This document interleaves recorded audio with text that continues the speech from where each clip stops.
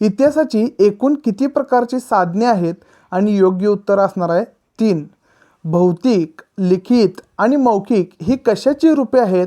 तर साधनांची रूपे आहेत किंवा इतिहासाच्या साधनांची रूपे आहेत. मानवाने दैनंदिन जीवनात वापरलेल्या वस्तूंना किंवा त्यांच्या अवशेषांना काय म्हणतात? तर बरोबर उत्तर असणार आहे भौतिक साधने. पुरातन वास्तूमधील कशाच्या तुकड्यावरून त्या भांड्याचा काळ ओळखता येतो? तर बरोबर उत्तर असणार आहे खापराच्या. उत्खननात सापडलेल्या कोणत्या गोष्टीवरून मानवी समाजाच्या परस्पर संबंधांची माहिती मिळते? आणि याचं बरोबर उत्तर असणार आहे दागिन्यांवरून. प्राचीन काळी मानवाच्या आहाराची माहिती कशावरून मिळते? तर बरोबर उत्तर असणार आहे हाडे आणि बिया किंवा बिया. पुढचा प्रश्न आहे, प्राचीन काळी धान्य दीर्घकाळ टिकावे म्हणून ते दळण्यापूर्वी काय केले जात असे? तर बरोबर उत्तर आहे भाजत असत. पुढचा प्रश्न आहे, धान्याचे जळके कण वर्षानुवर्ष कोठे टिकून राहतात? तर बरोबर उत्तर असणार आहे उत्खननात. किल्ले, लेणी, स्तूप ही इतिहासाच्या कोणत्या प्रकारची साधनांची उदाहरणे आहेत? तर भौतिक प्रकारच्या साधनांची ही उदाहरणे आहेत. उत्खननात सापडलेली नाणी आणि मुद्रा कशाची माहिती देतात? तर बरोबर उत्तर असणार आहे मानवी व्यवहारांची. उत्खननात सापडलेली नाणी आणि मुद्रा या मानवी व्यवहारांची माहिती देत असतात. चला तर आता ही माहिती तुम्ही नक्की लक्षात ठेवायचं आहे. भौतिक साधने असा प्रश्न आला तर वस्तू, वास्तू, नाणी, दागिने, भांडी, लेणी, किल्ले इत्यादी ऑप्शन्स निवडायचे आहेत. तर विज्ञानाचा वापर धान्याचे कण कोणत्या धान्याचे आहेत हे ओळखण्यासाठी प्रयोगशाळेत तपासणी केली जाते.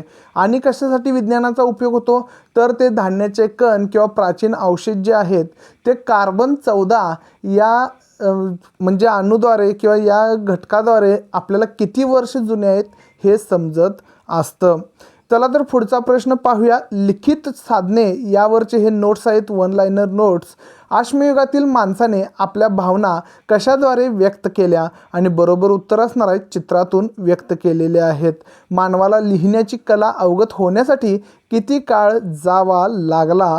तर बरोबर उत्तर आहे हजारो वर्ष.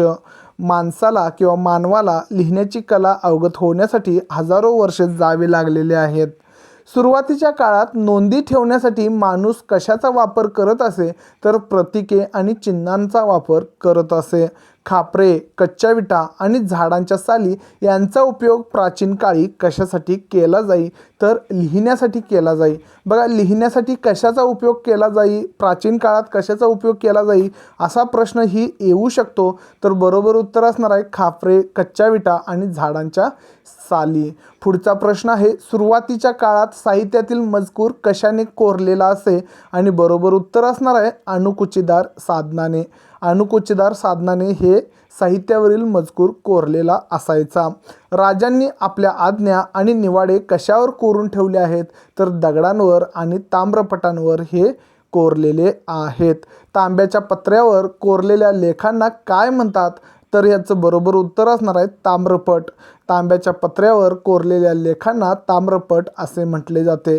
दगडावर कोरलेल्या लेखांना काय म्हणतात? तर दगडावर कोरलेल्या लेखांना शिलालेख असं म्हटलं जातं. भुर्जपत्र हे कोणत्या वृक्षाच्या सालीपासून बनवले जाते? तर भुर्ज याच वृक्षाच्या सालीपासून हे बनवले जाते. भुर्ज वृक्ष प्रामुख्याने कोठे आढळतात? तर याचं बरोबर उत्तर असणार आहे काश्मीरमध्ये. काश्मीर या ठिकाणी भुर्ज वृक्ष आढळतात. धार्मिक ग्रंथ, नाटके आणि प्रवास वर्णने ही इतिहासाची कोणती साधने आहेत? तर ही सगळी लिखित साधने आहेत. मग लिखित साधनांमध्ये धार्मिक ग्रंथ, नाटके, प्रवास वर्णने आणि इतर देखील येतात. मग त्यामध्ये ताम्रपट, शिलालेख हे सगळे लिखित साधने आहेत. मंदिराच्या भिंती किंवा लेण्यांच्या भिंतीवरील लेखाचा समावेश कोणत्या साधनात होतो? तर याचंही बरोबर उत्तर असणार आहे लिखित साधनांमध्ये. चला ही महत्त्वाची तथ्य पाहूयात. लिखित साधनांमध्ये ताम्रपट, शिलालेख, भुर्जपत्रे, पोत्या, ग्रंथ, प्रवास वर्णने हे सर्व येतात. तर भुर्जपत्र हे प्राचीन काळी लिहिण्यासाठी वापरले जाणारे एक नैसर्गिक साधन होते. पुढचा प्रश्न आहे, मौखिक साधने आणि प्राचीन भारताच्या इतिहास लेखनाची साधने याच्यावर आधारित. बघा काय म्हटलेलं आहे, ओव्या, लोकगीते, लोककथा यासारख्या साहित्यांचा कर्ता कसा असतो? तर याचं बरोबर उत्तर आहे अज्ञात. अज्ञात हा त्याचं म्हणजे अज्ञात असतो करता तिथे. पिढ्यानपिढ्या जतन झालेल्या मौखिक साहित्याला काय म्हणतात तर मौखिक साधने असे म्हणतात.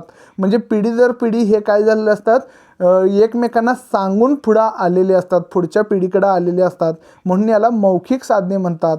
बघा आता पांडुरंग पिता रुक्मिणी माझी बया ही कशाची उदाहरणे आहेत तर ओवीची उदाहरणे आहेत. पांडुरंग पिता रुक्मिणी माझी बया ही ओवीची उदाहरणे आहेत.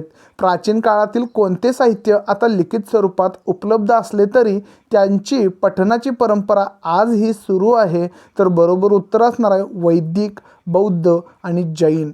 वैदिक, बौद्ध आणि जैन यामध्ये लिखित स्वरूपात उपलब्ध आहेत साधने. ओव्या आणि लोकगीते हे इतिहासाच्या कोणत्या प्रकारच्या साधनात मोडतात तर बरोबर उत्तर असणार आहे मौखिक. ओव्या आणि लोकगीते हे मौखिक साधनांमध्ये मोडतात. हडप्पा लिपीतील लेख हे इतिहासाच्या कोणत्या साधनांचे उदाहरण आहेत तर लिखित साधनांचे उदाहरण आहे. मणी, रत्ने आणि धातूच्या वस्तू यांचा समावेश कोणत्या साधनात होतो तर याचं बरोबर उत्तर असणार आहे भौतिक. प्राचीन काळातील चिनी प्रवाशांची प्रवास वर्णने ही कोणती साधने आहेत तर लिखित साधने आहेत. लेणी, मंदिरे, चर्च आणि मशीद ही इतिहासाच्या कोणत्या प्रकारची साधने आहेत तर बरोबर उत्तर असणार आहे भौतिक किंवा वास्तू या प्रकारातील ही साधने आहेत. महाभारताच्या हस्तलिखित पोथ्या हे कोणत्या प्रकारचे ऐतिहासिक साहित्य आहे तर लिखित प्रकारचे साहित्य आहे. भौतिक, आता हे महत्त्वाचे वर्गीकरण आपल्याला बघायचं आहे. भौतिकमध्ये काय येतं आहे तर वस्तू, त्यामध्ये शस्त्रे, नाणी किंवा वास्तू म्हणजे स्तंभ, लेणी वगैरे येतात. तर लिखितमध्ये कोरीव लेख, हस्तलिखित पोथ्या, व्याकरण ग्रंथ असे सगळे येतात. तर मौखिकमध्ये पिढ्यानपिढ्या मुखोद्गत असलेले साहित्य म्हणजे लोककथा किंवा ओव्या. चला तर पुढच्या टॉपिककडे वळूया आपण. प्राचीन भारताच्या इतिहासाची साधने आणि इतिहास लेखनाबाबत घ्यावयाची काळजी यामधील आता आपण वन लाईनर पाहणार आहोत. भारताच्या इतिहासाचा प्राचीन कालखंड कोणता मानला जातो तर बरोबर उत्तर असणार आहे अश्मयुगापासून 8व्या शतकापर्यंत मानला जातो. अश्मयुगाविषयी माहिती प्रामुख्याने कशातून मिळते तर बरोबर उत्तर असणार आहे उत्खननातून मिळते. अश्मयुगाविषयीची माहिती प्रामुख्याने उत्खननातून मिळत असते. सुरुवातीच्या काळात वेद कोणत्या स्वरूपात होते तर मुखोद्गत स्वरूपात होते. पुढचा प्रश्न आहे इसवी सन पूर्व 1500 पासूनच्या प्राचीन इतिहासाची माहिती कोणत्या वाङ्मयातून मिळते तर बरोबर उत्तर आहे वेद. बघा, इसवी सन पूर्व 1500 पासूनच्या प्राचीन इतिहासाची जी माहिती आहे ते वेद या वाङ्मयातून मिळत असते. ब्राह्मण ग्रंथ, उपनिषदे, आरण्यके ही कोणत्या इतिहासाची साधने आहेत तर बरोबर उत्तर असणार आहे प्राचीन इतिहासाची साधने आहेत. तर रामायण आणि महाभारत ही काय आहेत तर याचं बरोबर उत्तर असणार आहे महाकाव्य आहेत. पुढचा प्रश्न आहे इतिहास लेखनात साधनांची काय करणे आवश्यक आहे किंवा असते तर बरोबर उत्तर आहे छाननी. बघा, इतिहास लेखनामध्ये साधने जी आपल्याला मिळतात ती ऑथेंटिक आहेत का, ओरिजिनल आहेत का याची छाननी करणे आवश्यक असते. इतिहासाची साधने केवळ जुनी आहेत म्हणून ती कशी नसतात तर विश्वासार्ह नसतात. म्हणजे केवळ जुनी साधने आहेत म्हणून त्याच्यावर विश्वास ठेवून आपल्याला चालणार नाही. पुढचा प्रश्न आहे इतिहास लेखनात पुराव्यांच्या विश्लेषणाला किंवा तपासाला काय म्हणतात तर बरोबर उत्तर असणार आहे चिकित्सा म्हणतात. पुढचा प्रश्न आहे उत्खननात सापडलेल्या जुन्या नाण्यांचे तुम्ही काय कराल तर वस्तू संग्रहालयात आपण ते जमा करायचं आहे. उत्खननात सापडलेल्या जुन्या नाण्यांचे आपण ते जुने नाणे जे आहेत ते वस्तू संग्रहालयात आपण जमा करायचे आहेत. चला तर रिव्हिजन पॉईंट्स पाहूया. प्राचीन काळ अश्मयुग ते इसवी सनाचे 8वे शतक. साधने वेद, जैन व बौद्ध ग्रंथ, परकीय प्रवाशांची वर्णने ही साधने आहेत. लेखन पद्धत म्हणजेच पुराव्यांची पडताळणी करणे अनिवार्य असते.